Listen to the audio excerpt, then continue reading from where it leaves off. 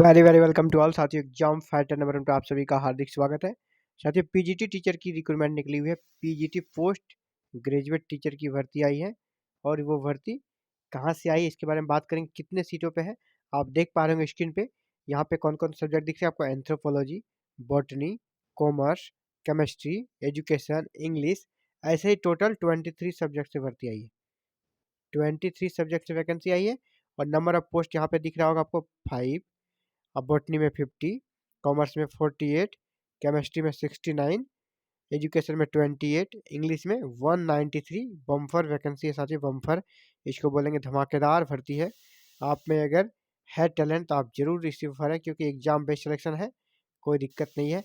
Economics में आपका 151, geography में 7, जूलॉजी में 2, हिंदी में 14, हिस्ट्री में 141, होम साइंस में 16, लॉजिक फिलॉसफी में 51, मैथमेटिक्स में 40, ओडिया ओडिया में 223, ओडिया में 223 सीट्स है।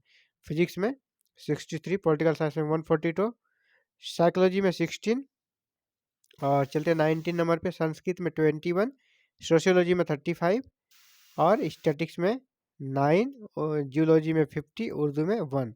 टोटल कितने हो गए? 1375 पोस्ट है यहाँ पर और ये परमानेंट वैकेंसी है। एग्जाम बेस्ड आपका सिलेक्शन होगा।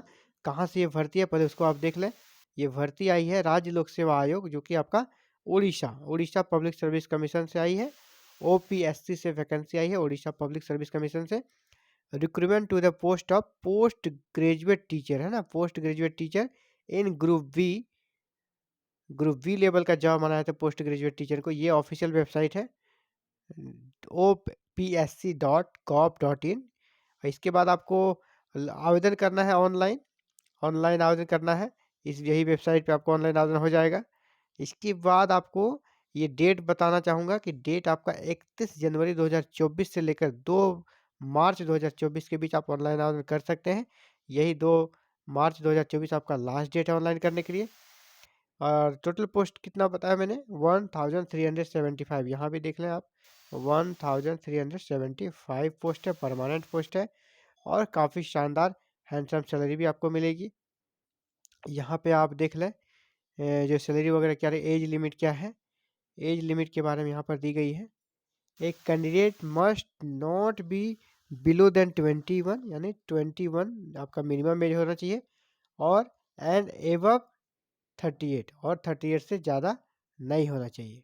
यानी आपका जो जन्मतिथि होना चाहिए, आपका जन्मतिथि 1 जनवरी 2023 को जो आपका जन्मतिथि होना चाहिए वो आपका must have been born earlier than 2 January 1985 and not later than 1 January 2022।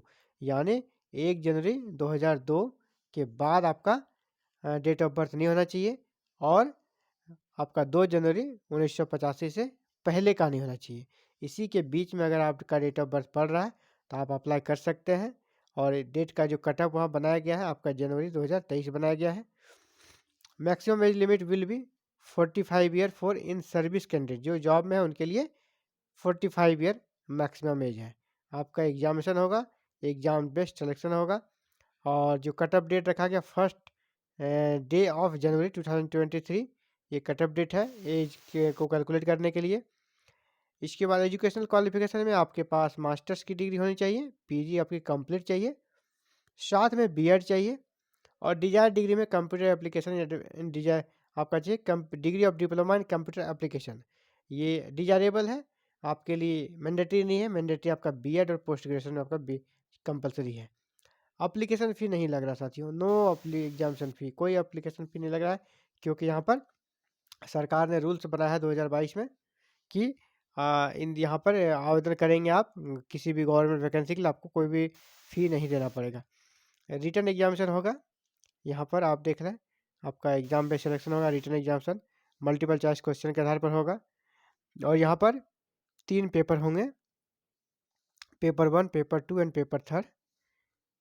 Paper 1 आपका जनरल इंग्लिश होगा 50 मार्क्स का और जनरल नॉलेज 50 मार्क्स का एंड सेल हैव 100 क्वेश्चन रहेगा और 100 मार्क्स भी रहेगा।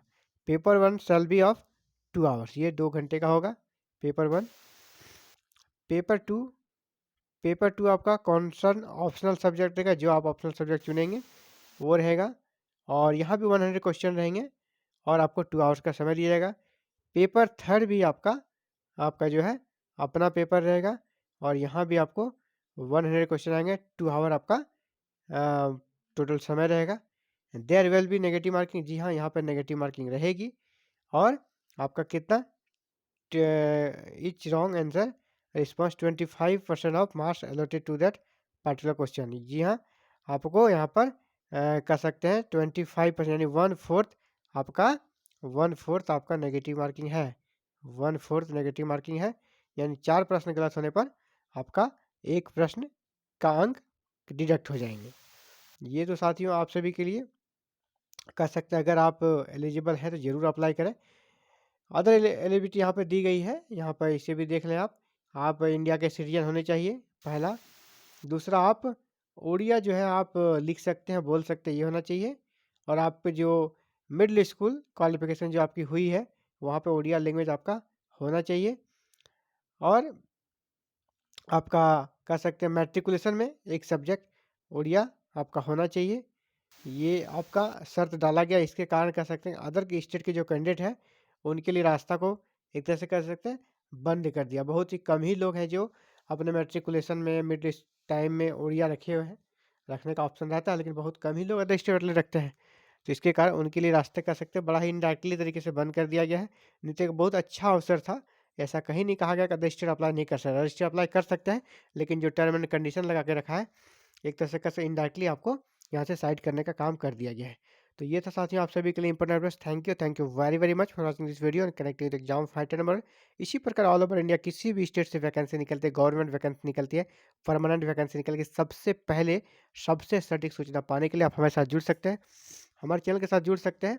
और हमारे साथ जुड़ने के लिए आपको करना चैनल को सब्सक्राइब, बेल आइकन को प्रेस और ऑल बटन को क्लिक करना, ताकि आने वाली नेक्स्ट वीडियो अपलोड होते ही आपको नोटिफिकेशन मिले और आप खुद को अपडेट रख सकें। Thank you very very much.